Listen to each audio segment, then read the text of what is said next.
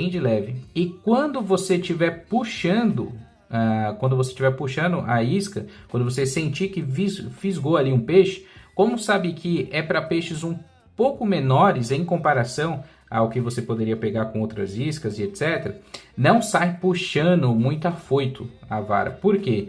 Geralmente o sabiqui ele vai atrair para próximo dele um cardume. Então você vai ter a possibilidade, vai existir ocasiões que você vai pegar 6 peixes de uma vez, tá? Isso pode acontecer. Então esteja preparado para isso, uma varinha boa.